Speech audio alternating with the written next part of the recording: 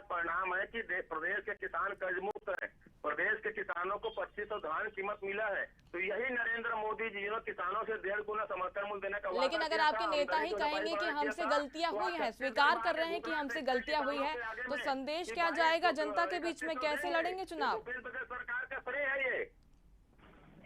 मैं कह रही हूं कि जब आपके नेता ही स्वीकार कर लेंगे कि हमसे गलतियां हुई हैं, तो संदेश कैसे जाएगा? कैसे लड़ेंगे चुनाव? भाई कोई हार के वजह कहीं ना कहीं कुछ चूक रहता है और उसको स्वीकार करने में कोई बुराई नहीं है। हम चुनाव हार चुके हैं, कुछ हमारी गलतियां रही होगी तो स्वाभाविक है हम उसको स्वीकार करते हैं, और हार को स्वीकार करके, गलतियों को स्वीकार करके आगे बढ़ने में जीत मिलता है। हमारे इंटर स्वीकार कर रहे हैं, लेकिन हमारी सरकार ने जो काम किया है, मैं दावा करता हूँ 10 साल में इस देश से किसी सरकार ने काम नहीं किया है। लेकिन अगर ऐसे बयान आएंगे तो विपक्षी पार्टी को तो मौका मिलेगा। जो अभी सत्ता में है बीजेपी पार्टी, उसको तो आपने मौका दे दिया है। राजीव जी क्या कहेंगे? हम तो करें ना, अगर इस प्रदेश के किसानों को कांग्रेस सरकार ने 25 धान की कीमत दिया तो 10 साल के देश में जो बैठे प्रधानमंत्री जी छत्तीसगढ़ आकर फोड़ने की बात करते हैं, दूसरी तरफ 10 साल के देश के किसानों को नहीं दे पाए, वादा करने के बाद नहीं दे पाए। तो ये भूपेश सरकार की उपलब्धि है। सही कहा कि कार्यकर्ता से दूर हो गए थे मुख्यमंत्री, किसानों के उन्नति और बाधा पैदा करे थे। राज्य की सरकार अपने वादों पर अडिग थी। जितने बार रंग लगाने का मोदी सरकार ने किया, हमने नया नीति बनाकर किसानों को मजबूत करने का काम किया है। ये आरोप आज भी कांग्रेस पार्टी के, कांग्रेस के नेता, कांग्रेस के अंदर आंतरिक भ्रष्टाचार के आरोप कांग्रेस के नेता लगा रहे हैं।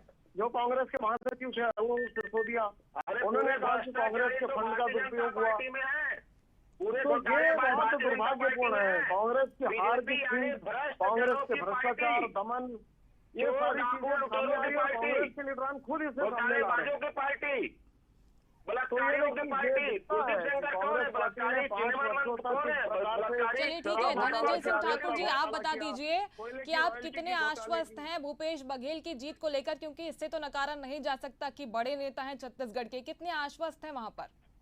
भूपेश बघेल जी राजनांदगांव से बड़ी अंतरों के साथ जीत दर्ज कराएंगे और राजनांदगांव की जनता को एक निष्क्रिय और जनप्रतिनिधि रूप में असफल संतोष पांडे से मुक्ति मिलेगा। और ये संतोष पांडे की हार नहीं होगी, ये नरेंद्र मोदी की हार होगी। क्योंकि 2019 में उन्होंने कहा था कि जितने प्रत्याशी हमने बनाया है वो प्रत्याशी नहीं है। ठीक है, राजीव जी जवाब दीजिए, संतोष पांडे अपनी जीत को लेकर कितने आश्वस्त हैं? मोदी जी की हार होगी। देखिए, जिस प्रकार से हम 11 की 11 सीटें जीत रहे हैं, जनता का व्यापक आशीर्वाद है पिछले 10 वर्षों का। तो अभी हम राजनांदगांव लोकसभा सीट भी बहुत बड़े लीड के साथ जीत रहे हैं। और देखिए, भूपेश बघेल जी का तो हार का अच्छा इतिहास है। दुर्ग संसदीय चुनाव हारे हैं, रायपुर का संसदीय चुनाव हारे हैं, पाटन का विधानसभा चुनाव हारे, और इस बार हारते हारते बच गए हैं। वो अपने हार की कीर्तिमान को जरूर बरकरार रखेंगे और राजनांदगांव की जनता ने उन्हें खारिज कर दिया है, इसीलिए वो अनर्गल बयान करवा रहे हैं, दादागिरी की बातें करवा रहे हैं अपने मित्र मंडलियों से। तो ये उनकी हार की एक शुरुआत तो हो चुकी है। ये खींच बतलाता है, ये असंसदीय और अमर्यादित जो नारे हैं और ये जो बातें हैं वो दिखलाती है कि कांग्रेस पार्टी गांडीव को धरती पर रख चुकी है।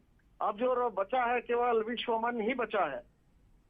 चलिए ठीक है, कौन किसे खारिज करेगा ये तो 4 जून को जब नतीजे आएंगे तो यही जनता बताएगी। बहुत शुक्रिया आप दोनों का हमारे साथ जुड़ने के लिए, बातचीत करने के लिए।